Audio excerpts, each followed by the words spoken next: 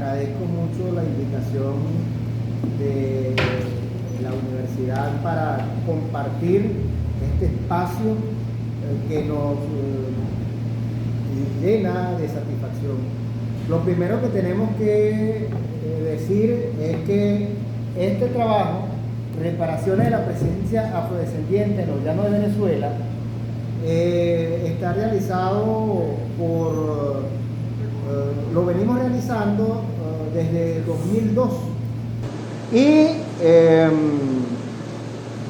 cuando trabajábamos en COGEDE, nosotros fuimos directores del Archivo Histórico del Estado de COGEDE y allí comenzamos a hacer la investigación. El primer libro sobre este tema lo publicamos en el 2008, lo publicó El Perro y la Rana, se llama La presencia africana en los llanos de Venezuela, estudio del caso de San Carlos, que eran los documentos que teníamos en ese entonces. En 2016 hicimos una aproximación ya a los 5 estados con Rosa Mujica. El primer trabajo con San Carlos lo hicimos con José Daniel Chirinos, que era uno de los archivistas que trabajaba conmigo en el archivo histórico. La segunda aproximación la hicimos en 2016, se publicó en Procesos Históricos, que es la revista del Centro de Investigaciones Hispanoamericanos, que la revista tuvo problemas y el artículo salió en 2021, pero el trabajo realmente se presentó en 2016.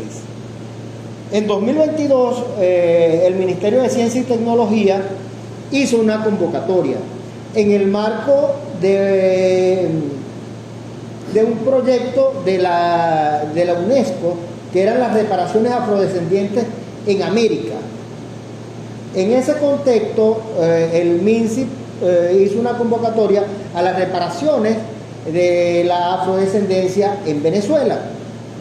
Nosotros participamos con precisamente este proyecto de las reparaciones de la presencia afrodescendiente en los llanos de Venezuela, en un proyecto que presentamos Rosa Mujica, los profesores Nolimar Suárez y Marco Molina, y por supuesto que lo coordina, asumí la coordinación yo por razones obvias de la impronta de trabajo que teníamos en esto.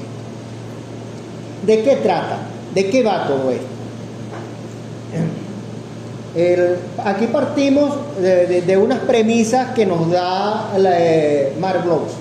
Mark Bloch, en la Escuela de los Anales, él dice que la historia se construye, o sea, quien hace historia, fíjate, nadie conoce la historia directamente, excepto lo que nosotros vivimos. Nadie puede decir que fue testigo de Carabobo, excepto lo que tuvieron allí.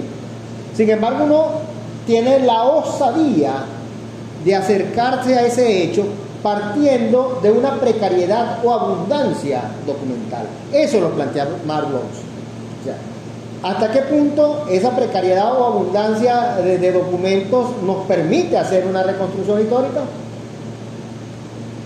Y en base a esa precariedad o abundancia es que uno hace las afirmaciones que hace. Nadie puede pretender hacer una investigación histórica que va a ser válida durante toda la eternidad, porque eso es precisamente antihistórico. La otra cosa que dice, que afirma Bloch, es que esa misma precariedad o abundancia de documentos nos da a nosotros son verdades transitorias. Entonces, la otra, por favor. Fíjense ustedes, ahí está esta afirmación que hace en el año 81 Miguel Izar. Miguel Izar es un investigador catalán, él es de Barcelona, gran amigo. Nosotros publicamos por el Centro Nacional de Historia una compilación de 4 de sus ensayos que se llama Ni Cuatreros ni Montoneros. Junto a ese hay 3 ensayos más. Lo publicó en el 2011 el Centro Nacional de Historia y el Archivo General de la Nación. Eso lo pueden ubicar ahí. Está también en internet, está porque en academia.edu Ahí está una página donde están casi todos mis trabajos. Ahí lo pueden googlear y lo van a conseguir casi todo. Ahí está ese libro colgado. Él dice, los llaneros, sobre los que ya llevo cierto tiempo estudiando, como todos los pueblos barridos por la civilización llamada a saber occidental, han sido triplemente marginados por el arrollador y demoledor avance del progreso, entre comillas, que necesitó liquidarles desde la historiografía tradicional, o sea, desde lo que se nos dice sobre ellos, sobre los cuales se construyó un discurso, unas metáforas, y desde los estudios culturales. ¿Por qué? Porque era un pueblo que tenía una cultura sumamente trashumante, que era difícil de entender, sobre todo para los pueblos llamados europeos. La siguiente, por favor. Entonces, ¿de qué va este trabajo? Este trabajo va centrado principalmente en una tesis. La afrodescendencia es uno de los elementos que conforman las comunidades llaneras, fundamentales en lo que es la cultura llanera, cuya impronta ha sido silenciada por la historiografía tradicional. O sea, los que han escrito historia se han dedicado a decir dos afirmaciones que se construyó, y ahorita vamos a explicar cómo se construyó. Una, que la esclavitud del llano fue poca, y dos, que fue tardía, que fue a finales del siglo XVIII. Nuestro planteamiento precisamente es la antítesis de esas dos afirmaciones. Uno, la presencia africana en el llano es temprana, y para eso la hemos ubicado desde finales del siglo XVI, y fue grande. Lo que pasa es que para eso había que sacarla de un contexto que era la esclavitud. ¿Por qué? Porque la esclavitud, ciertamente, su índice oscila entre 4 y 5%. Pero resulta que la presencia afrodescendiente va más allá de la esclavitud, porque a eso tienen que sumarle lo que son los mulatos, los zambos, que genéricamente son después denominados como pardos. Este ejercicio, además de eso, yo se lo debo a un estudioso de la cultura llanera, que para más seña es guariqueño, a José Antonio de Armas Chiti. José Antonio de Armas Chiti publicó en 1975 en una cosa que llamaba Cuadernos de Afrodescendencia, un trabajo sobre la presencia de mulatos y zambos en el censo del obispo Mariano Martín. Ahí él precisamente hace ese primer ejercicio. Él dice, pero es que aquí no se ve la esclavitud, porque nos dicen que solamente cuentan los esclavos. Cuando solamente contamos el 4 o 5% de los esclavos, eso no tiene importancia. Pero cuando a eso le sumamos la impronta de mulatos y zambos, eso pasa del 50, muchas veces del 70, y llega momentos en que algunas poblaciones, a partir de precisamente las matrículas parroquiales, que eran los censos que habían a finales del tiempo colonial, que hacía la iglesia, llegaban hasta el 84%. ¿A quién le parece que esos índices son pocos? Nadie puede decir que es estadísticamente poco. Entonces, ese ejercicio se lo debemos precisamente a José Antonio de Armas Chiti. Eso es lo primero. Lo segundo es que se afirma que hubo un poblamiento tardío. Este poblamiento tardío, cuando estudiamos la documentación que nos dejan los cronistas de India, vemos que no es tal. O sea, cuando nosotros vemos la primera penetración se da por Coro, europea, llega al Tocuyo. Del Tocuyo no es que se le escapa aquel señor que baja a los llanos de Apure y llega después hasta Nueva Granada, que se llama Cristóbal Rodríguez, que todos lo conocen porque hubo un señor, Daniel Mendoza, que ya lo vamos a ver más adelante, que escribe toda una serie de metáforas que él inventa a partir del testimonio que dan los cronistas. El primero que lo cita es Aguado. O sea, el personaje existió, Entonces, ese llega ahí. Después, cuando llegan a Borburata y Valencia, otro grupo poblador baja hacia la zona de Tinaco y El Pao y sigue a la zona de los llanos. Pero cuando después establecen Caracas, hay una relación continua. Cuando Caracas es una de las poblaciones, de las pocas poblaciones que se establecieron en el tiempo colonial, una ciudad, y para más señas la capital, que no tenía cómo autoabastecerse. Todas las ciudades coloniales tenían como norma que debían ser autoabastecidas. Por eso es que le daban a cada pueblo, le daban una legua de cuadro donde estaban las siembras y los potreros comunales que permitían la alimentación de esa población. Entonces, eso lo conocen, lo tienen ustedes en las villas y en los pueblos de Misión. Caracas no tenía esa particularidad. Entonces, Caracas siempre ha vivido de lo que le daban, por una parte, los llanos del Tuy, pero en el tiempo colonial temprano, de los ganados. La ganadería fue muy importante en el tiempo colonial. Ya voy a explicar por qué. Con una ciudad que está aquí cerquita, que es San Sebastián de los Reyes. San Sebastián de los Reyes es el núcleo poblacional de todos los llanos de lo que hoy se conoce como el estado Guárico. Y eso se da temprano. O sea, la data más antigua de San Sebastián de los Reyes comienza con las encomiendas. ¿Por qué? Porque había el primer tiempo fue la búsqueda de minerales preciosos, de oro y de plata. Y ahí se encontraron las minas de Cura, que es donde está Villa de Cura, las minas de Apa, las minas de Aricapano, que era donde tú andabas ayer para Barbacoa, y por supuesto San Damaso. Para captar todas esas minas se establece San Sebastián de los Reyes. ¿Qué pasa? En ningún lado encontraron ni el famoso dorado. Fíjense, hay varias metáforas. El dorado es un sitio tan mítico como irreal, donde mientras más oro se extraía, más oro manaba. Eso era lo que andaban buscando los conquistadores, y lo dicen los documentos de las encomiendas. Pero también hacia la zona de Guanare, donde se establece en 1591, se establece Nuestra Señora del Espíritu Santo de Guanaguanare. Ese es Guanare. Ahí llega Juan Fernández de León y anda buscando la laguna de Caranaca, un sitio igualmente mítico e irreal, donde mientras más oro se sacaba, más oro salía. O sea, fue un mito común de los indígenas para quitarse a esos señores que le decían, vayan para allá, para el sur, para allá están, o busque Caranaca o busque El Dorado, pero vayan de aquí.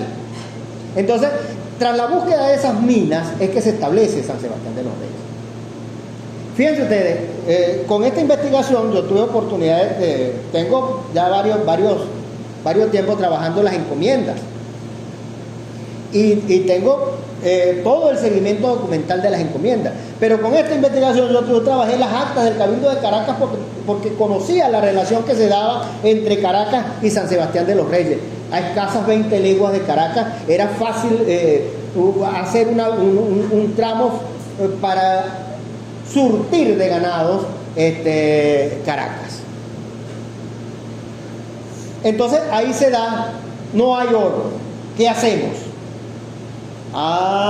Comienza la explotación sistemática de la ganadería. ¿Quién hace esa explotación sistemática de la ganadería? Mucho se nos ha dicho, por favor, pasa a la siguiente. Mucho se nos ha dicho, fíjense, aquí voy a entrar con otra cosa, cómo se ha construido esa historiografía. En 1905, Víctor Manuel Ovalle escribe una cosa que se llama El Llanero. Y años después, Daniel Mendoza, que es el seudónimo, uno de los miles de seudónimos que utilizó Bolívar Coronado, escribe también otro que se llama igual, El Llanero. En esos dos textos los marca una cosa. Describe parte de la cultura llanera, pero a su vez dice que estos pueblos no son dignos de buscar el progreso, que el llanero no busca el progreso. ¿Es esto cierto o es esto mentira? ¿Qué es el progreso? El progreso es la metáfora que utiliza el positivismo para la búsqueda de lo que es el mercado capitalista y la modernidad. Por supuesto que no lo buscaban. Ellos lo que buscaban era vivir felices. Y yo para vivir feliz, ¿qué necesito? Vivir, alimentarme, compartir con quien quiero compartir. La felicidad está vinculada al dinero, es en la sociedad moderna capitalista. Entonces, esas metáforas las crea, las mantiene Víctor Manuel Ovalles y Daniel Mendoza. ¿Qué pasa después, por ejemplo, con esto? Daniel Mendoza, además de eso, tiene otra serie de elementos que caen en lo que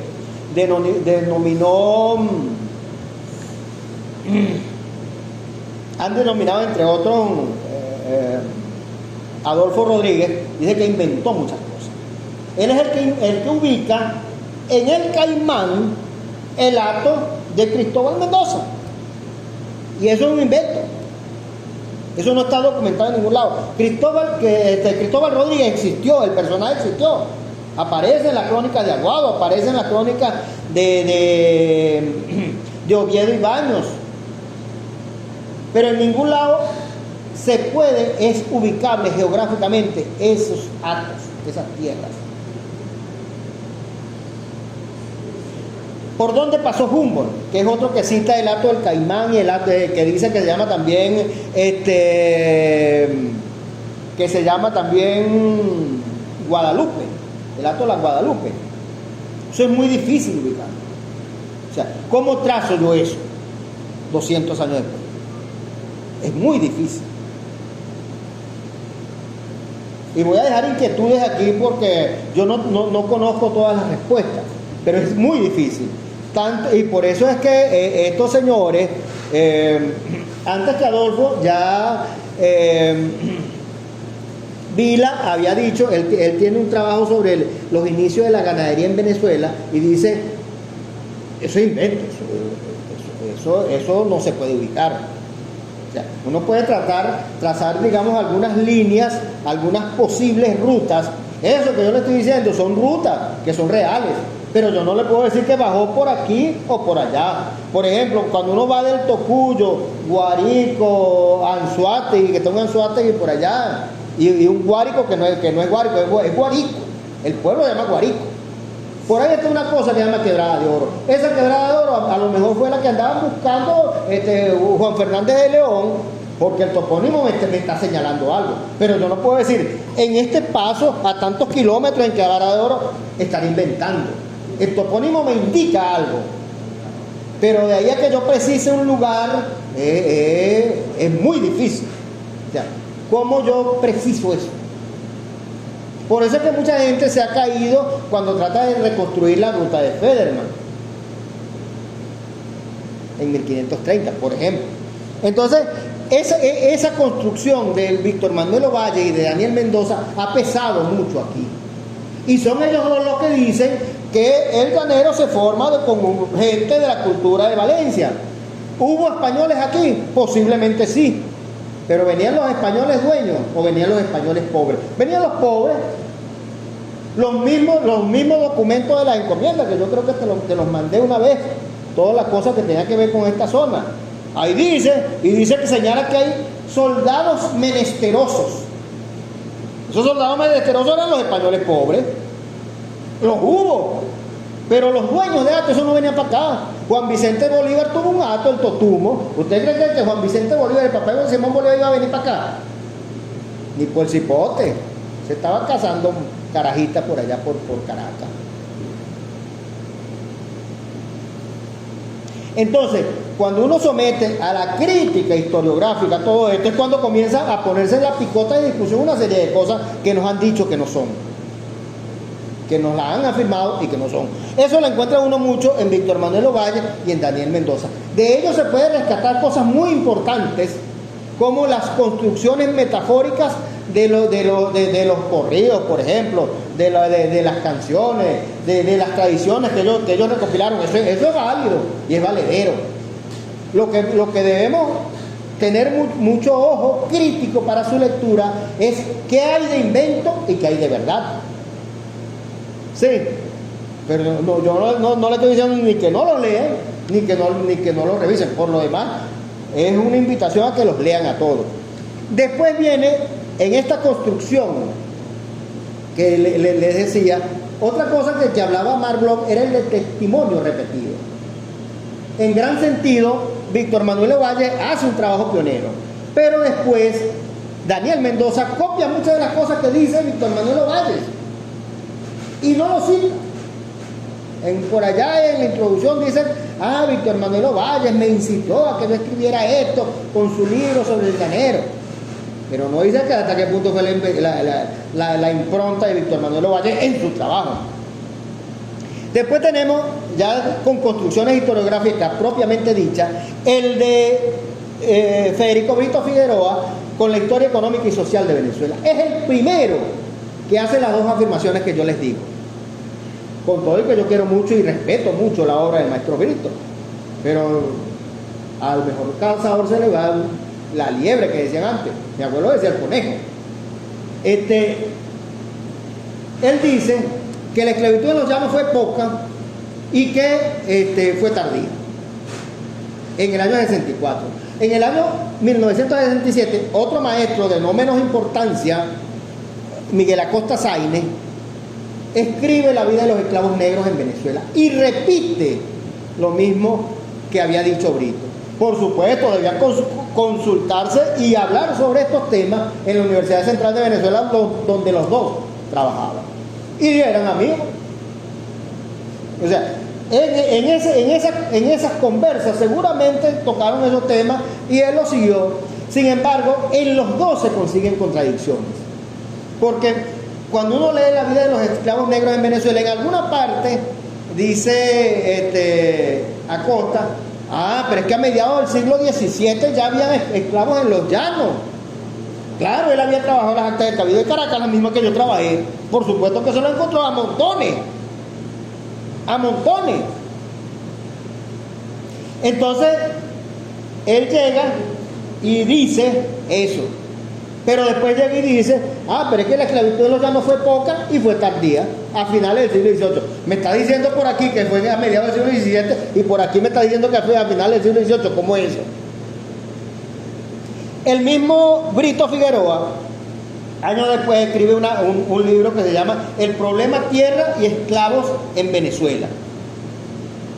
Bueno, no, en el año antes, en los años 60, antes del 64, en el 63, 62, él publicó un libro que se llama La estructura económica de Venezuela colonial. En el libro de la estructura económica de Venezuela colonial, que es antes de ese libro de la historia económica y social de Venezuela, él hace un mapa.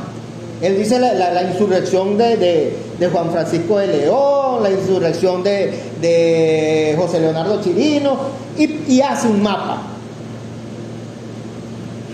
En ese mapa, él pone un mapa de cumbres, cimarroneras y rochelas, se llama el mapa.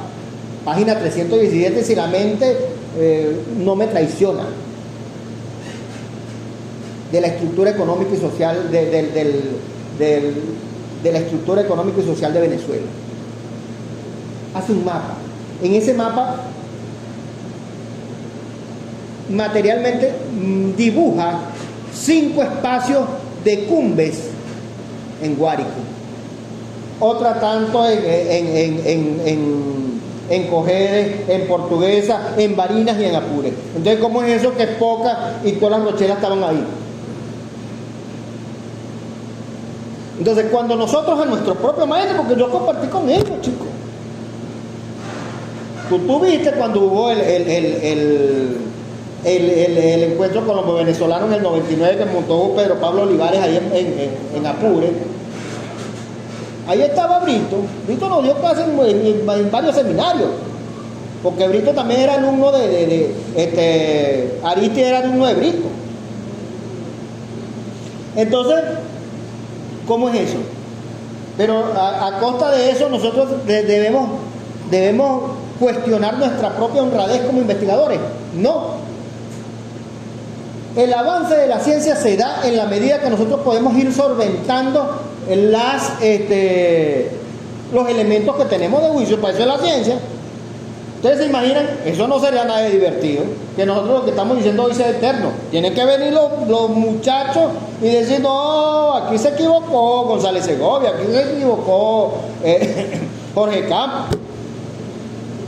Y esa es ciencia, si no, no tiene sentido la ciencia. La ciencia es perfectible. Y otra característica de la ciencia es que puede proyectar a futuro. La historia es una ciencia nomotécnica. Bueno, ahí tenemos. Después que lo dice Brito y lo dice Acosta, lo siguen todos sus alumnos. Lo sigue Argenis Méndez, que yo lo quiero mucho, Argenis. Pero Argenis lo niega en la historia de la Apure y siempre que puede lo niega.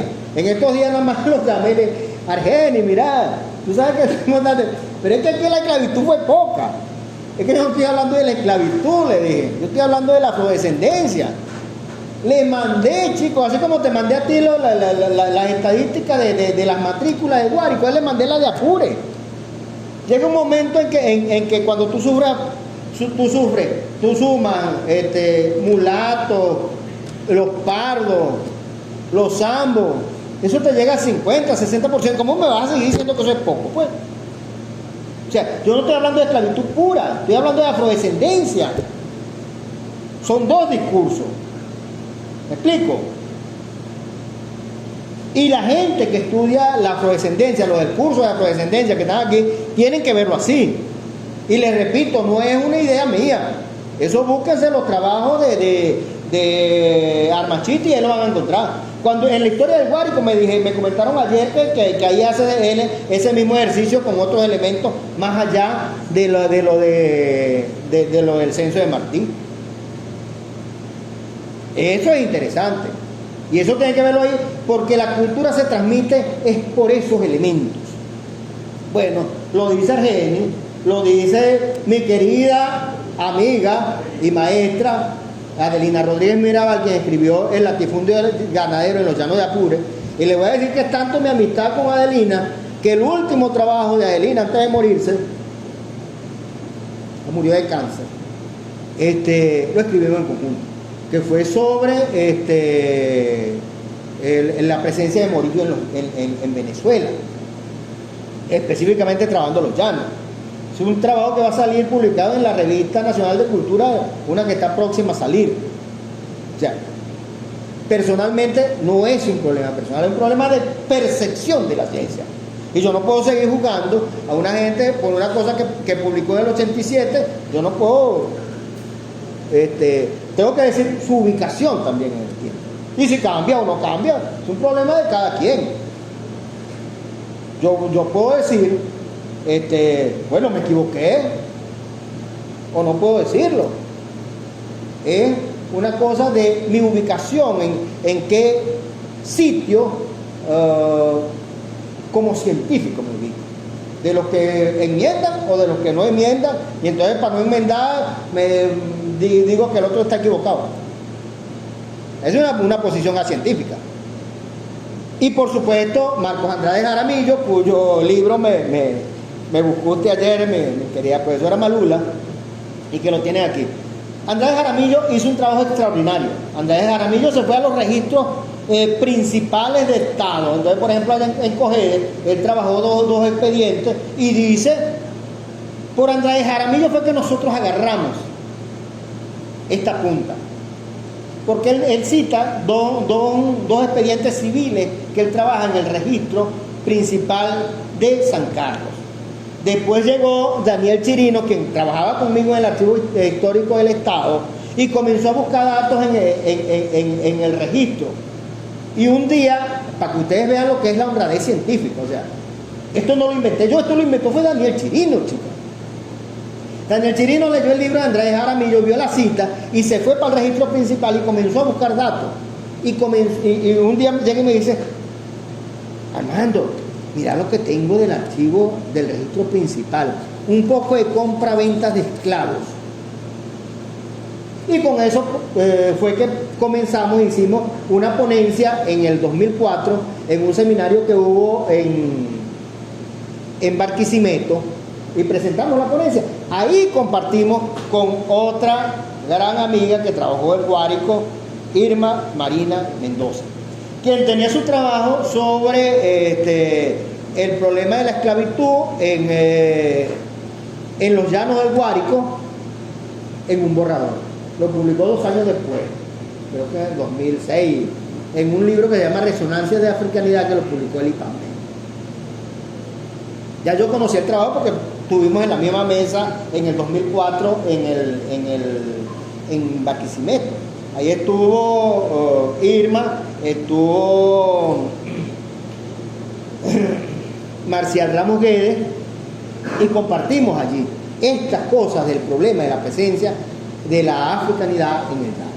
Irma Marina Mendoza trabajó, pasa a la siguiente por favor, como ya la nombré, voy a comentarlo, el trabajo de Irma, porque ya creo que hablé de Armas Chisti, voy a hablar de Irma, y me voy a saltar toda esa poca gente que tengo ahí, para que ustedes vean. Estos son gente que han trabajado la presencia africana en los llanos.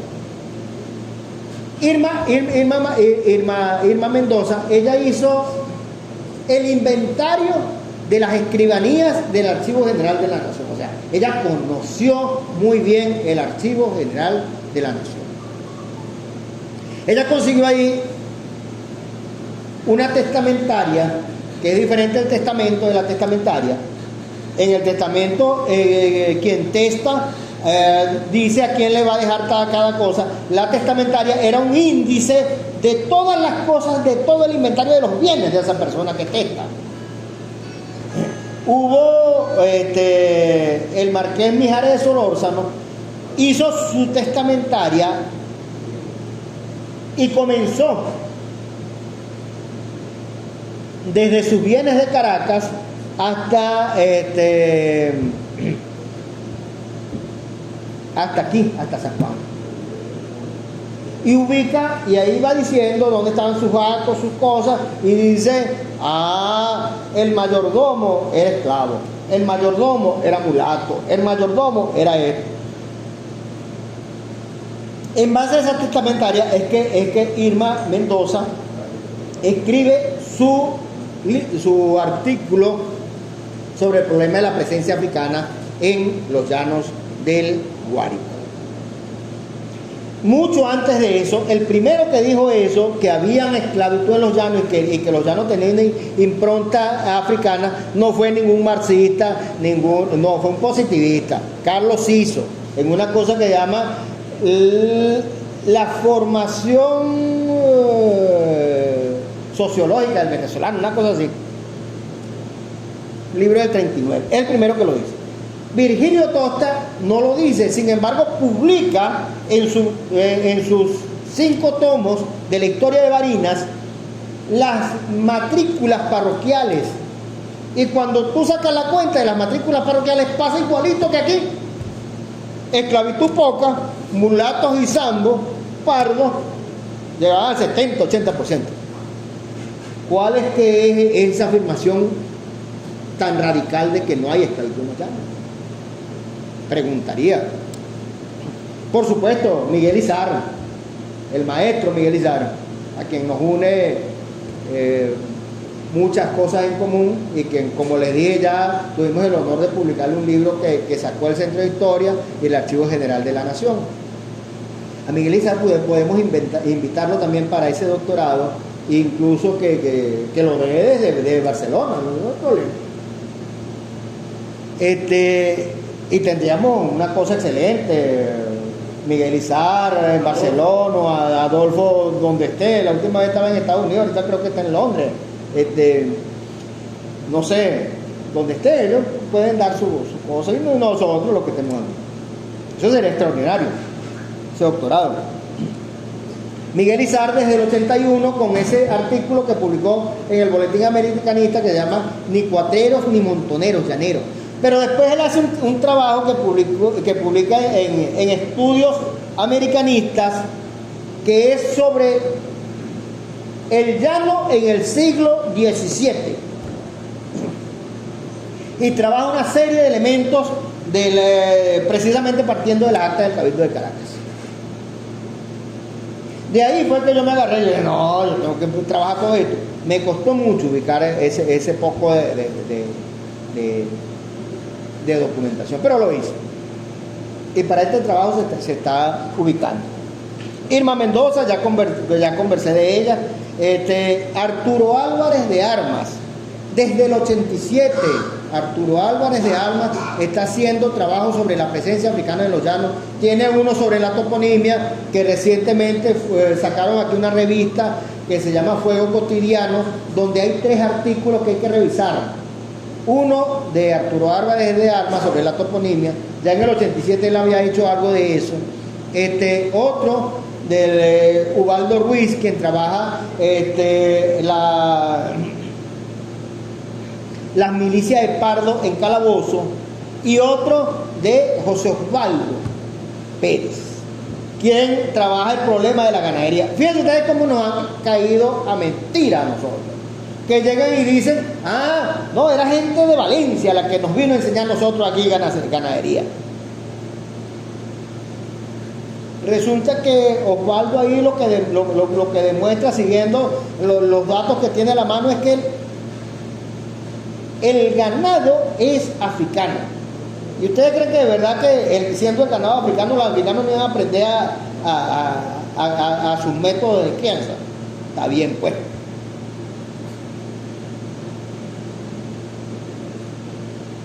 Y cuando uno lee la historia de África, ve que los africanos eran pastores.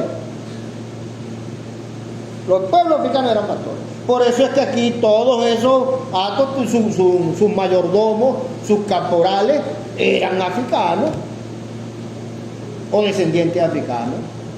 ¿Quién le enseñó a Páez las llanerías? Manuel Ote, él mismo lo dice en la autobiografía. ¿Quién era Manuel Ote? Un esclavo. Que por cierto lo trató muy mal porque pensaba que él como era el catire, que llegaba hullido de Mayurupí, entonces le dijeron, ese catire viene para quitarte el puesto. Entonces Manuelote lo tiraba para lo más rudo, y gracias a esa rudeza que le daba Manuelote es que el catire Páez se hizo la primera lanza del mundo, dice el capitán Cowell, que es uno de la Legión Británica que vino para acá. Él es el que le da ese título de la primera lanza del mundo. Entonces, fíjense ustedes cómo todas estas construcciones se van dando, pero son construcciones que hacen quien escribe la historia. No es la historia en sí. Entonces, después de eso, todos estos han afirmado que hay presencia africana. Adolfo Rodríguez en los trabajos que ha hecho recientemente, después porque Adolfo compartió con Miguel Izar cuando estuvo aquí. Él hace también referencia a la presencia africana en el llano. Y por supuesto nosotros en 2004 hubo un estudiante de la maestría ya de la UCLA, que una vez me preguntó sobre qué iba a trabajar. Ella era del PAO de allá de Coger. Yo le dije, trabaja la esclavitud, chica. Ya yo conocía en ese momento todo el cúmulo de documentos que había sobre la esclavitud en el PAO, y trabajó la esclavitud, hizo un trabajo hermosísimo sobre una tesis de maestría, un trabajo de maestría sobre la esclavitud en el PAO. Y por supuesto nosotros con el último trabajo que hicimos ya en el 21 sobre el problema de la esclavitud en general en los llanos de Venezuela. La siguiente, por favor. Entonces fíjense ustedes cómo todo esto son construcciones. Esta es la agua, Roselena.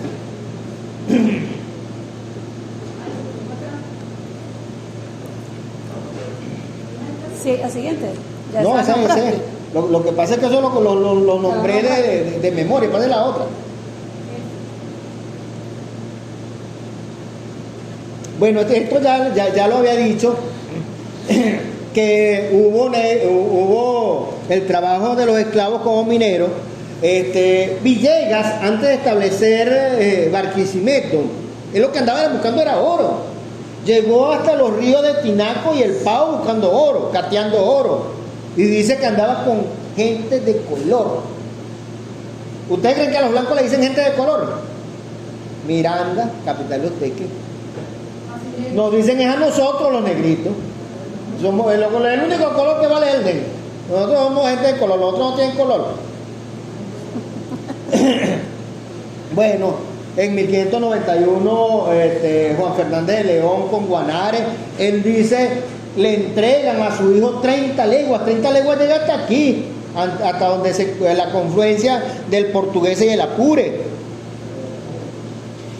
Y por supuesto, desde 1584 por aquí, por San Sebastián de los Reyes, cuyo texto clásico de Castillo Lara es ineludible para comprender todo eso. Y por supuesto los trabajos de Armachiti son ineludibles.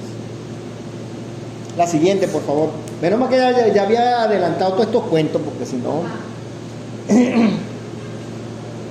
Esto también ya lo había dicho, que en las actas del Cabildo de Caracas aparecen referencias constantes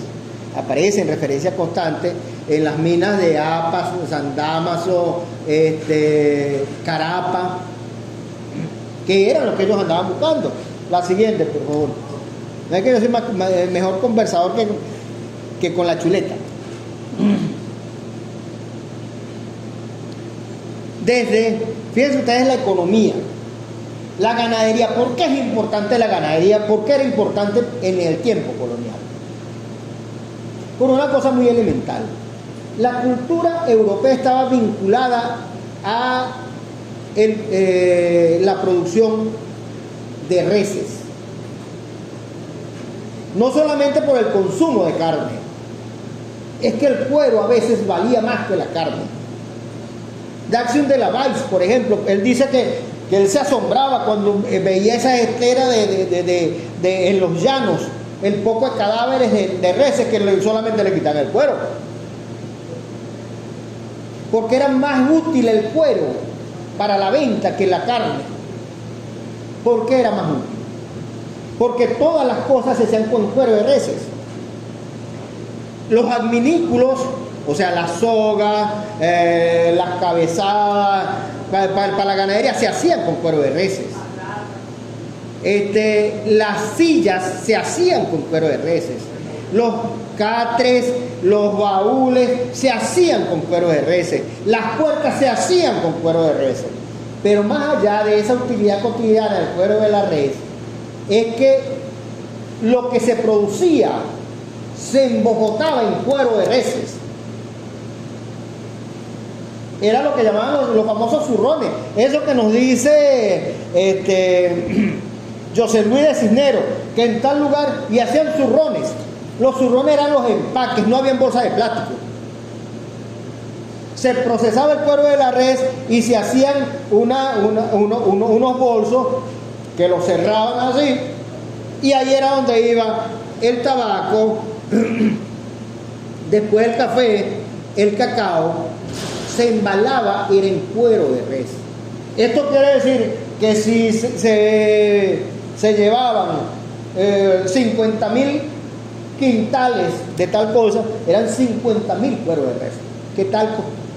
Por eso es que, fíjense ustedes, esta perlita que nos dice, nada más y nada menos que en la economía colonial de Venezuela,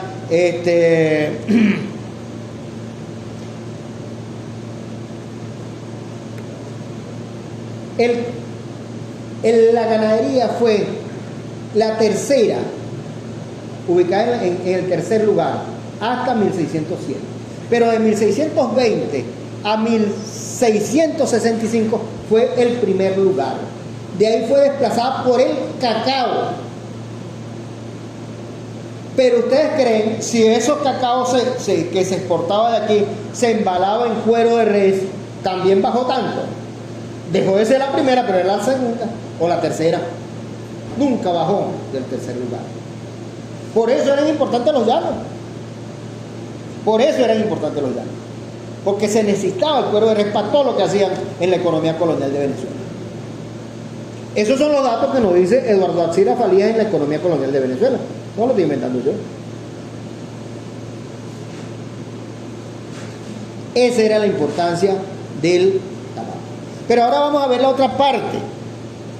Porque con eso que viene, se lo voy a dejar hasta ahí porque ahorita apenas voy en la mitad del siglo XVII. Y se lo voy a dejar hasta 1651 para que me vuelvan a invitar para echarle el cuento de 1651 al otro. Porque si no, si le echo todo el cuento ahorita no me van a dejar para después. La otra. Fíjense ustedes, de 1620 comienza a ser la principal economía del ganado. Hay un alcalde de Caracas, Juan Sánchez Morgado, quien comienza y dice esto. Acusó a indígenas, africanos y mulatos y pardos que les despojaban de cantidad de cueros y reses de sus hatos, donde corren individuos que vagan traficantes de mercaderías con sus hijos y criados y mayordomos. Eso lo dice en 1626 Juan Sánchez Morgado, alcalde de primera elección del Cabildo de Caracas. Cualquier cosita, pues.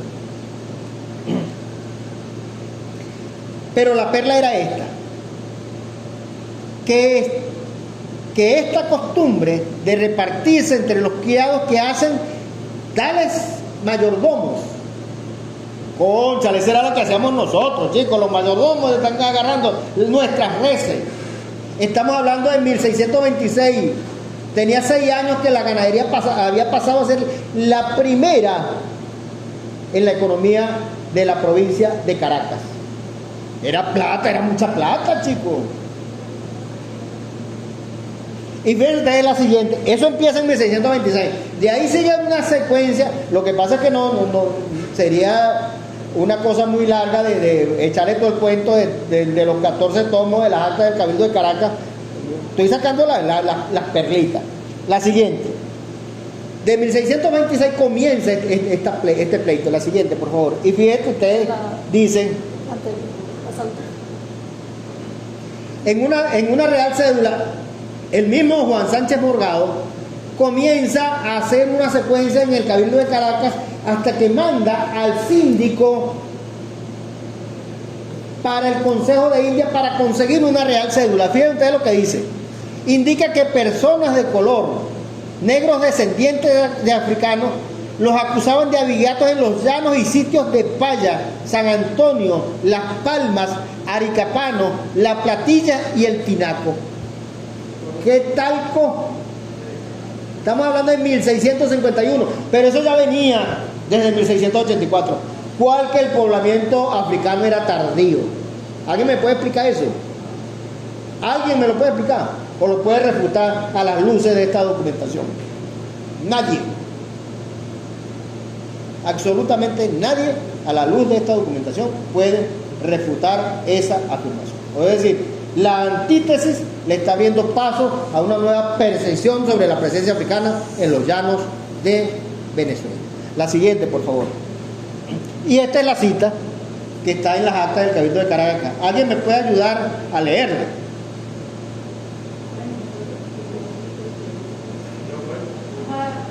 Los criadores que tienen hatos en los términos de la ciudad, en la Nueva Valencia del Rey, se van a los otros ajenos de los dichos términos y hacen lo mismo sin tener derecho ni acción alguna, y cuando van a esto llevan testigos y mulatos y mestizos, esa es una cedilla que les ayuden, y estos en paro de ellos sacan también los ganados sin tenerlos, llevándolos por los montes y por los llanos y no por los caminos reales que se trajinan sin licencia vuestra ni del cabildo, con que no solo ha resultado el cometerse delitos, muertes y pleitos que por defender sus haciendas los dueños les han sobrevenido, sino que con el estruendo que causa el sacar el ganado por las partes remotas lo han pasado a tierra de indios de guerra y dejado los hatos principales casi despoblados. Si alguno tenía una duda, esa es la Real Cédula de 1651, donde ya cierra esa discusión, se puede cerrar esa discusión de si hubo o no presencia temprana de afrodescendencia en los llanos de Venezuela.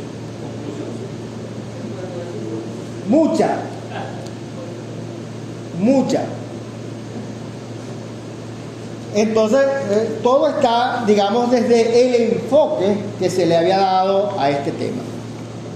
Junto con esa presencia, la siguiente, con esa presencia africana, por supuesto que hay toda una cultura que nos lleva a eso.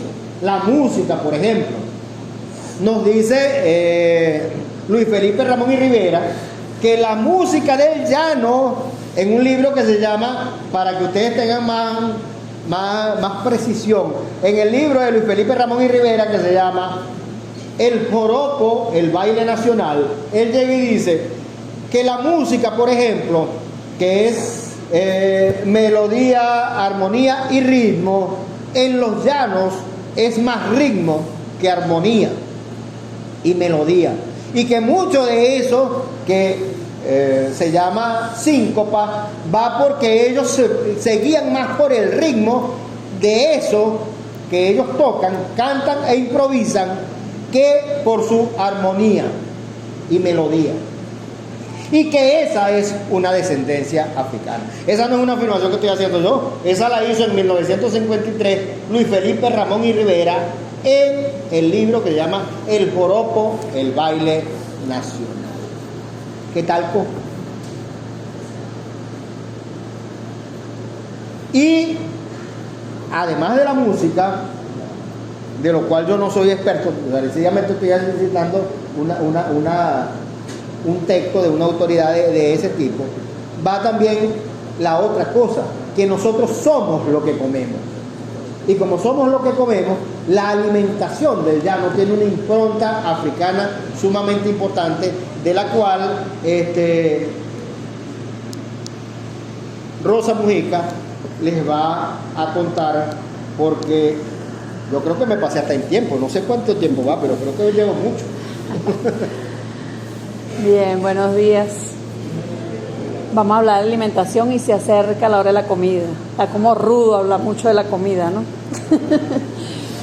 Bien, cuando nos comenzamos a investigar acerca de la comida, cuando decimos comida, todos sabemos que comer es una necesidad humana fundamental.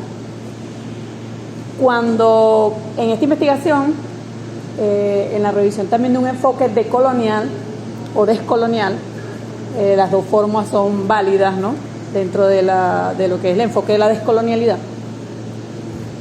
Adolfo Albán plantea que comer es más que lo básico, ¿no? La comida es más que alimentarse. En estos días conocimos un muchacho y nos dijo, vamos a hacer como los árabes, lo importante es llenarse la barriga. O sea, que no importara que comiéramos, sino que nos llenáramos la barriga. Entonces, ese comer va acompañado de otros elementos, que por eso está ubicado también en lo que tiene que ver con los estudios culturales. Cuando Adolfo Albán plantea que es más que alimentarse, es porque van en este acto elementos que subsumimos y lo hacemos de manera corpórea en nuestro organismo.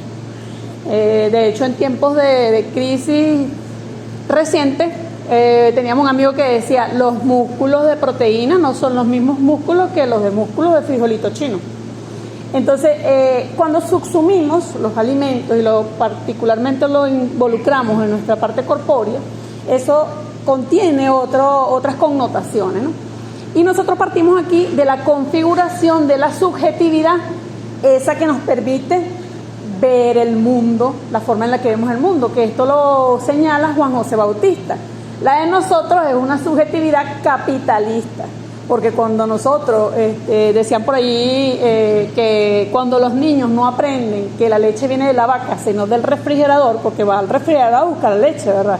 Pero no es el niño que se crió y conoció que la leche se ordeñaba la vaca para poder sacarla, todas esas cosas, ¿no? Entonces la subjetividad que se genera con la comida es diferente.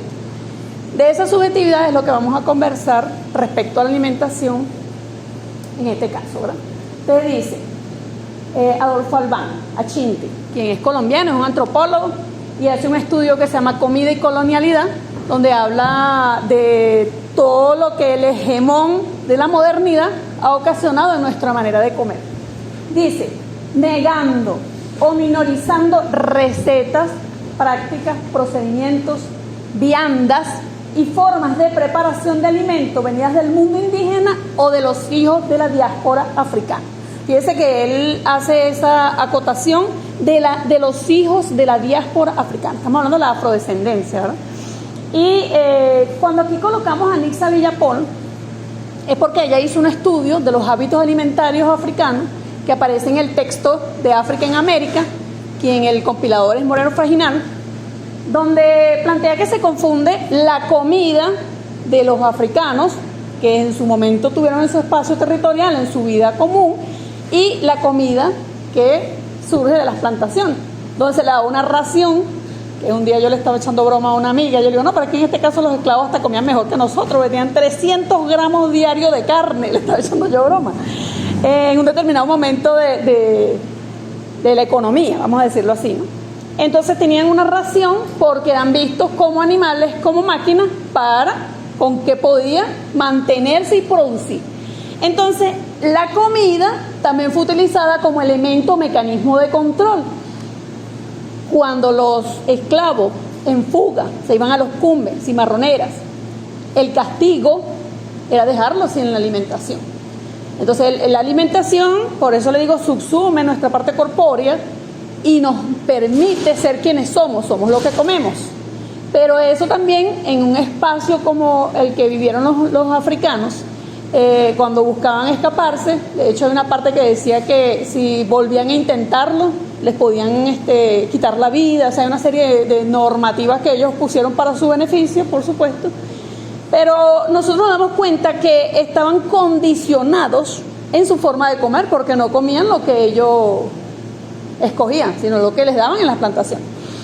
Un elemento que debemos considerar es que cuando ellos son tomados en cautiverio, ¿verdad?, y se los traen en los barcos negreros, a ninguno le dijeron haga la maleta allí y se trae lo que usted se quiera traer, pero nuestras memorias concebimos lo que sabemos hacer, que es lo que Adolfo Albán quiere reflexionar.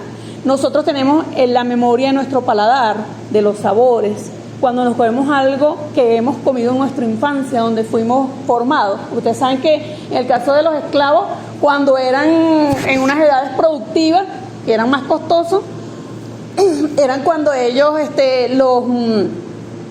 eran un bien, vamos a decirlo así, que lo valoraban mucho más que cuando ya tenían una cierta edad, tenían enfermedades y esas cosas. Ustedes saben que lo hacían como buscaban como descartarlo, ¿verdad? Cuando vemos esto de la alimentación, desde su infancia tenían sus memorias. Y hemos visto también que las cocineras eran quienes eran al servicio de los españoles. Entonces, algunas cosas, remembranzas de su manera de hacer las comidas y de las que se trajeron los españoles y quienes vendieron a los esclavos, son las que vamos a revisar en el día de hoy. De manera bibliográfica, el anterior momentico para mostrar aquí los autores, ¿no? Nixa Villapol, quien estuvo en Cuba durante 48 años con un programa que se llamaba Cocina al Minuto, planteaba con elementos, aquí vemos unos elementos del epistemicidio, que es una cuestión que quiero resaltar. Nosotros en la investigación, por supuesto, yo me conseguí con una persona que realiza una maestría y una tesis donde, digamos que le echa duro, ¿no?, a Nixa Villapol. Ella se mantiene como 48 años en ese programa televisivo, en plena crisis en Cuba de cómo poder cocinar con los elementos que habían, pero resulta que hay otros personajes que nos dicen que Nixa Villapol, para el momento que comienzan a hacer la propuesta de hacer programa televisivo, no sabía cocinar. Es chistoso, ¿no? Porque duró 48 años haciendo un programa de cocina, donde daba recetas y la gente la esperaba, y hay hasta referencia que en la audiencia, cuando miden los ratings de audiencia, era mayor que las telenovelas, porque la gente, como con la dinámica diaria de cómo cocinar, ella una vez te hicieron un postre con cerela, una cosa, y la gente se sorprendía de las cosas que inventaban, por decirlo así, ¿no? Y entonces, cuando vemos esto, vemos que es un logro que un programa haya durado tanto tiempo en el aire, que le haya servido a tanta gente, que sea una referencia. Resulta que detrás de ellos está Margot Bacallao. Margot Bacallao, que como decimos nosotros, entonces ella era blanca y bonita para presentar la parte de comunicación, que es uno de los... Hay unos locutores que hacen un programa y dicen, comunicacionalmente, Nixa Villapor era la que se presentaba a las cámaras. Quien cocinaba era Margot. Entonces eso es parte de ese mismo epistemicidio en el que nosotros nos encontramos inmersos. A veces quien hace algo detrás cámara, porque a la cara asume que es de él y bueno, asumimos y le damos el mérito solamente a la persona. Más en una entrevista que le hicieron a Nixa Villapor, le reconoció que quien le enseñó a ella a cocinar la cocina cubana fue Margot Bacallao. Ella murió de 96 años y es como ver en esa misma estructura de relacionamiento cómo se ha permitido pues que lo que nosotros vemos, que ahorita vamos a ver los ejemplos, no lo podemos reconocer como nuestro porque se ha naturalizado como de otro, que es lo que ocurre con la comida. O sea, se ha naturalizado que es español, porque de hecho buscando unos textos al principio todos me remitían a la colonia. Claro, todo a partir de ello. De hecho, cuando Ligneo hace la cuestión esta, ¿cuál es el término? Cuando hace los nombres científicos, la taxonomía, se me fue el nombre. Cuando Ligneo realiza la taxonomía, en realidad se está robando de una vez ahí el epistemicidio. O sea, ahí se aplica el epistemicidio. Porque ¿a dónde llegaban ellos a preguntarles a los orígenes? ¿Para qué sirve esta plantita? ¿Cómo se llama esta plantita? Pero ellos llegaban y luego eso era el nombre vulgar. Lo que le dijeron, quienes le dieron el conocimiento para qué servía la planta y todo eso, fueron los aborígenes. Pero cuando ellos sacan su taxonomía, todos remiten al Ligneo, al lenguaje escrito. Se pierde la oralidad, ahora lo escrito es lo que vale, la oralidad no funciona. Entonces comenzamos a darnos cuenta, y esto lo trabaja Castro Gómez, cuando señala que a partir de allí, que es con el texto La Ibris del punto cero, o sea, todo comienza cuando llegaron los españoles. Por eso hay una crítica cuando se habla de las ciudades, se celebran, porque la gente celebra la fundación de las ciudades y se dice al estilo ceremonial hispano. Al estilo ceremonial hispano, porque ya los aborígenes estaban aquí, pero nadie tiene una fecha desde cuándo los territorios han sido poblados. Cuando llegan esas efemérides, generalmente lo que se hace es repetir lo que ya se ha dicho y no se cuestiona que hubo una invasión y se apropiaron de nuestros recursos, de nuestro conocimiento, de nuestros saberes, de nuestros paladares, de nuestros sabores. Entonces, Rafael Cartay, bueno, ustedes saben que se ha especializado con lo de la comida venezolana, tiene un blog donde puede indagar de distintos temas de la comida, tiene hasta de los olores. Conversaba en estos días por una anécdota que tuve con una amiga que hablaba del olor y él preguntaba, ¿será que yo huelo a viejo? Y entonces él sacó un artículo bien anecdótico, porque fue producto de una anécdota, y eso de los olores parece sencillo, pero nosotros tenemos una memoria olfativa, en nuestro paladar hay memoria. Entonces, a esas memorias del paladar es la que nos vamos a remitir en este momento. Bueno, Aimé Cézanne habla del colonialismo interno y cómo lamentablemente hemos sido el resultado de eso. En este trabajo nosotros hablamos de la modernidad como proceso civilizatorio, no es lo moderno como lo próspero. La gente piensa que lo moderno es porque es reciente, bueno sí, cuando llegó la tecnología, no. Es la modernidad que es un proceso civilizatorio, dominación, de subyugamiento, en donde se trabaja lo que es la colonialidad del ser, del poder, del saber. Esta colonialidad vienen siendo esos vestigios, porque ya los españoles se fueron, porque seguimos haciendo lo que seguimos haciendo con esa marca de esa impronta español. Por eso mismo, como hablaban ayer cuando estamos conversando, cuando viene la marca de la res, queda marcada, ¿verdad? Nosotros tenemos esa marca, esa impronta español en cuanto a lo que tiene que ver con la colonia. Entonces, la siguiente, por favor. El mayor ejemplo lo tenemos en nuestra comida. Nosotros aquí colocamos algunas cosas. La polenta. Hay unos textos que te lo consiguen, dice que son italianos, otros no sé qué, pero cuando nosotros comenzamos a revisar la forma de hacer los atoles, farináceas para los niños, viene de África. La forma de hacer las papillas y preparar es africana. La polenta, yo comenzaba ayer y mencionaba lo de la cafunga, ¿verdad? Polenta, funche, cafunga. La cuestión es cómo hemos naturalizado recetas, alimentos. Creo que la búsqueda tiene que ser como con procedimientos, comidas, ¿verdad? En la que nosotros podamos determinar qué comemos que tiene ascendencia africana. Por ejemplo, esto de la cafunga que les estaba mencionando. En mi familia se preparaba, desde niña, conozco los bollitos de cambur, que se realizan con cambur verde, con especias, y hay guayabita, canela, clavito dulce, papelón, azúcar. Se amasa normalito, se raya pues el cambur y se prepara igual de como se hacen las hallacas, en la hoja del cambur, el plátano, depende de lo que lo haga, ¿verdad? Nosotros lo hacíamos con cambur, pero en la investigación me pude dar cuenta que, por ejemplo, en Curiepe lo hacen con cambur maduro, no le echan azúcar para darle el dulce natural. Yo lo conocía como bollito de cambur. Para mí eran bollitos de cambur dulce.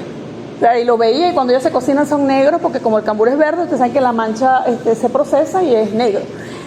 Cuando reviso Rafael Cartay, dice que se llama cafunga. Yo digo, Armando, primera vez que escucho ese nombre, porque no había indagado, no había comparado. Es como cuando tú lees algo, yo había escuchado que alguna vez alguien me decía cafunga, pero para mí era un alimento desconocido. Eso es algo que yo no he probado, ¿sabes? Pero cuando me dicen cómo se prepara, bueno, en mi casa hemos comido cafunga toda la vida, pero yo no sabía que se llamaba así. Entonces yo creo que tiene que ver con procedimientos. Las frituras son netamente africanas, y a nosotros cómo nos gustan los sofritos. O sea, el que diga que no le gustan las grasitas, el sofrito, cuando tocan el tambor, que están hablando de la música, que no tiene que ver con la alimentación, pero es la alimentación del espíritu. El que no siente esas ganas y dice, yo no sé bailar, pero es que me provoca, siento bailar. Hay una memoria. O sea, tenemos una memoria de unos elementos que están allí que debemos revisar. Las hallacas, casi todo el mundo sí, eso tiene aborigen español, esa es la más conocida. El mondongo, en honor a una zona de África que se llama Mondonga, y que de cada uno podemos inventariar toda la historia, el recorrido, cómo la consumen allá. De hecho, hay otros nombres con los que denominan algunos platos de los que se dan acá, allá, ¿verdad? Pero con ustedes la preparación es la misma. Es la misma. El café. ¿De dónde nos viene el café? De Etiopía. Nadie que se toma el café en la mañana piensa, está bien africanito. Nadie. O sea, y mucha gente toma café. Pero usted ve que es una invisibilización. La gente, bueno, de hecho, Adolfo Albán trasciende el término invisibilización.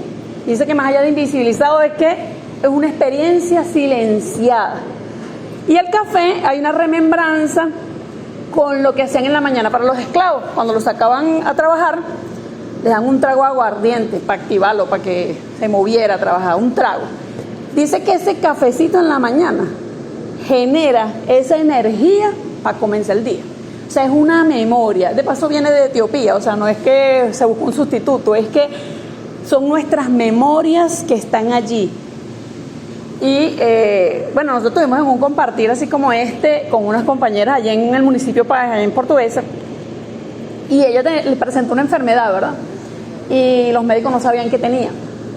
Ella fue al médico, le mandaron a hacer un chequeo de sangre y le mandaron a hacer la cuestión genética. 89.7.9, una cosa así, 89.9 africana. Y su enfermedad de sangre es africana. O sea, no se la podían detectar porque no la conocen. Tenían que determinar qué tipo que tenía su sangre. Pero cuando ella dijo, y usted la ve, y bueno, como quién de los que están acá, como más clarita que la señora, ¿verdad? Más clarita que la señora. Y uno, ok, o sea, el examen genético, 89.9%. Ella dice, yo tengo mi examen, yo sé que toda mi familia, y ahí yo entendí, ella dice, cuando se hizo su examen, ella dice, y ahí yo entendí mi familia, o sea, entendí, nosotros somos africanos.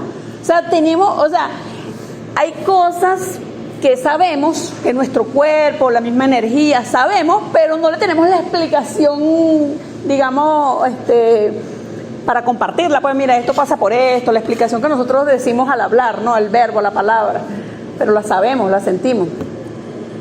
como esas cosas que la gente llama, no sé, presentimientos, elementos etéreos, cosmogónicos, no sé. Y la señora cuando se hizo esa me dice, yo soy, y usted la ve y la señora. Entonces se puede imaginar quien se haga el examen y su color de piel sea más oscuro, indudablemente que va a tener su buena carga genética africana. Lo que pasa que a nosotros nos han marcado, y lo negro es lo malo, pues. Nos han impuesto, como los negros eran vistos como animales que no tenían alma, entonces tener esa carga de que somos negros es una vergüenza, como una vergüenza étnica, ¿verdad? Y entonces te tengo en la lista negra, eres la oveja negra de la familia. Entonces son elementos que nosotros de niños y con distintos refranes nos marcan que el negro no era algo bueno porque nadie quería ser esclavo, ¿verdad? Pero ahí entra el racismo como elemento, ¿no? Por eso que yo sí digo que aquí en Venezuela hay mucho racismo, disfrazado, solapado, pero hay mucho racismo. Y en el caso de ese solapamiento, ¿verdad?, que vemos en este día a día, es que no reconocemos nuestra herencia, esa herencia que tenemos. La flor de Jamaica. ¿Quiénes han tomado flor de Jamaica aquí? Ajá. Proviene de África, no es de Jamaica.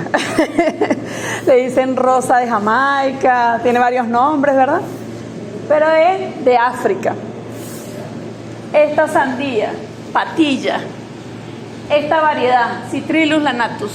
Le coloqué el nombre al científico alguno y eso lo comencé a hacer por una cuestión del ñame, porque el ñame también viene de África. Pero me conseguía con artículos y decían que venía de Asia, porque era una indagación por producto, no piense que así facilita uno solo, sino uno. Y entonces cuando yo decía el ñame, decía que eran los asiáticos, pero yo sí me tenía un texto que era de África, entonces yo me pegué que era de África, y empecé a buscar para ver, indagar más allá, ¿no? Me conseguí con unos científicos, ingenieros, que uno de apellido Sherman, que le hicieron una X a esa taxonomía del ligneo y se dieron cuenta que eran variedades. Y sí había un ñame que viene de África. O sea, es ese mismo silenciamiento de la experiencia. No, eso viene de los asiáticos. Y entonces, yo creo que nosotros realmente hemos sido marcados en la ignorancia de que nosotros no conocemos nuestras ascendencias. En alguna oportunidad mando a hacer un ejercicio de que nosotros hacia atrás no veamos nuestra familia, no conocemos a veces ni nuestra familia, llegamos hasta los abuelos, bisabuelos, y ahí no sabemos. Nuestro árbol genealógico no lo conocemos. Entonces realmente que nosotros podamos indagar de dónde son esas cosas. Es más, yo estuve con mi hija, ella estudió psicología y estaba buscando un tema que trabajar y ella egresó con el tema de la sexualidad, la satisfacción sexual, pues era un tema enfocado en una población y hizo su trabajo. Entonces, cuando yo estaba estudiando, buscando lo de la alimentación, decía que los negros no podían tener relaciones estables. Los vendían, ¿con quién podía establecer una relación estable? Si mañana lo podían agarrar y se lo llevaban. Entonces yo empecé a pensar y yo digo, es que tiene lógica, o sea, a veces tú ves comportamientos, pero tú no sabes de dónde vienen, o sea, elementos, pues. Y no tenían cómo trazarse un futuro. Mira, tú y yo vamos a compartir, no, porque para mañana va a llegar y te vendían a ti para otro y otros los vendían para otro lado.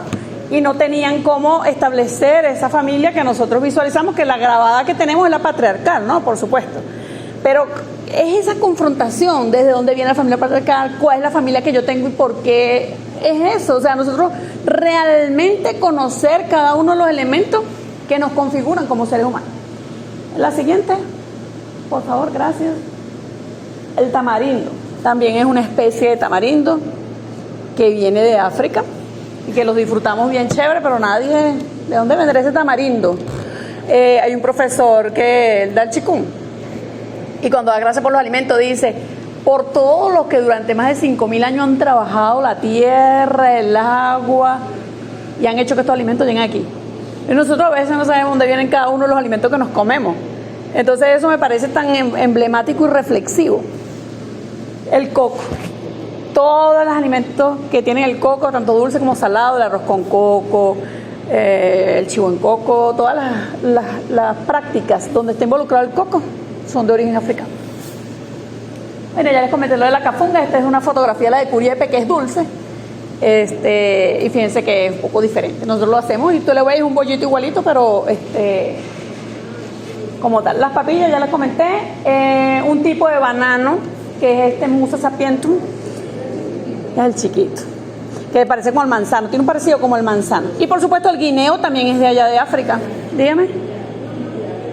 Ah, ok. El quimbombó, ustedes saben que el quimbombó fue utilizado durante un tiempo también como sustituto del café. Algunas personas. Ah, pero que hay un tamañito que se parece mucho al manzano, o sea, hay un intermedio, como un intermedio. ¿Cómo se llama ese? ¿Cómo se llama? El cambur, el banano. Banano, pero el guineo también es africano. O sea, no está la fotografía. Sí, este es de Curiepe, la que es dulce. Es la misma hoja del cambur. Ellos, la diferencia es que ellas la hacen sin agregar azúcar, sino que con el cambur dulce. Dígame.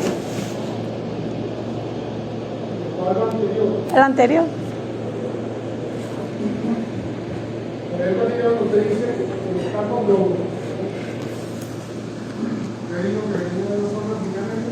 Se llama mondonga. La siguiente. Bueno, para cerrar, yo sé que hablamos de comida, ya no es por la comida que estamos hablando, es porque ya la hora se ha ido rodando y ya viene la hora del almuerzo y es una hora que nosotros, a mí lo que me parece más relevante de la alimentación es que esa combinación de sabores, lo que el señor decía con las hallacas, yo siempre reflexionaba con las hallacas, que nosotros hasta buscamos recetas para hacer una hallaca, porque de generación en generación a veces no ha sido pasada para nosotros, ¿no? Tenemos nuestra sazón en nuestra memoria, ¿verdad? Pero que al mismo tiempo yo siempre me acuerdo de eso, porque eso fue ya eso nosotros lo hemos aprendido de niño, ¿verdad? Que es una mezcla, que eran lo que quedaba. Pero nosotros para hacer una hallaca no es lo que quedaba. Buscamos, no, cuántos kilos hay que comprar, cuánto esto, cuánto. Entonces la percepción subjetiva es distinta. No puede ser igual de lo que sobra, hacer lo que hay, sino voy a comprar para hacer las hallacas, a comprar los aliños, a comprar cuánto se necesita, tanto para tantos kilos, y tenemos una proporción. ¿Diferentes tipos de hallacas? Sí, también. Y aquí, en nuestro país, variadísima, de acuerdo a la zona. Pero la diferencia que quiero resaltar es esa, que la hallaca que nosotros nos comemos, cuando tenemos alguna, hacemos esa memoria, pues, de que viene de nuestros ancestros, no es de la misma manera. O sea, que usted dice que se hace, es la que uno generalmente hace en la noche cuando llega a la casa. Ajá, que le dicen ropa vieja, que la gente que quedó del día. Es cierto, eso es lo que le decía, la envoltura en hoja de cambur, los haceres, los procedimientos. Por eso digo que de repente hay algo que se llama de una forma, pero la manera en la que la preparamos es la que va a hacer la diferencia en saber que un plato es de ascendencia africana. Un aspecto que nosotros damos con lo de la hallaca es que yo he ido hasta compartir en lo que no se tienen las hojas. No importa, lo hacemos en hoja de aluminio. Y cocinaron las hallacas en hoja de aluminio. Y digo, pero el sabor no es el mismo. Jamás el sabor no es el mismo. El sabor no es el mismo. Entonces, para que vean la forma en la que nosotros vamos cambiando la cosmogonía, si se quiere, porque en otro encuentro me recuerdo que fue en el encuentro de Turas, estaban los árboles pintados de blanco, ¿no? Y mi inquietud fue preguntar si toda la vida los árboles habían sido pintados de blanco con cal. Me dice, no, eso lo hicimos nosotros para que se viera bonito. Y la cal, ustedes saben que es dañino para los árboles y son árboles grandes. Y entonces yo me quedé así. O sea, es una ofrenda de la cosecha, dar agradecimiento a la naturaleza por la cosecha. Y entonces le estamos echando cal a los árboles para que los que vienen la vean bonito. Los árboles son bonitos por naturaleza, no necesitan cal. Entonces, como nosotros, sin darnos cuenta, por la subjetividad capitalista que tenemos, por la construcción y configuración de nuestra forma de pensar, creemos que a veces estamos haciendo una gracia y estamos haciendo otra cosa. Bueno, en síntesis, Aimé Césaire dice, entre colonizador y colonizado, solo hay lugar para las sociedades vaciadas de ellas mismas, de las culturas pisoteadas, de instituciones miradas, de tierras confiscadas, de religiones asesinadas, de magnificencias artísticas aniquiladas, de extraordinarias posibilidades suprimidas. O sea, lo que vale es lo que pusieron. Lo que es antes, no, eso no. Créanme que a veces hay cosas, no, eso no es científico. Eso, ¿quién prueba eso? De hecho, lo vemos en nuestra comunidad también, que si llevan un niño enfermo y dicen que tiene los mal de ojo y va para un sitio, no, eso no existe. ¿Entienden? Entonces, lo que prevalece son elementos de modernidad, pues, pisoteados, que pisotearon.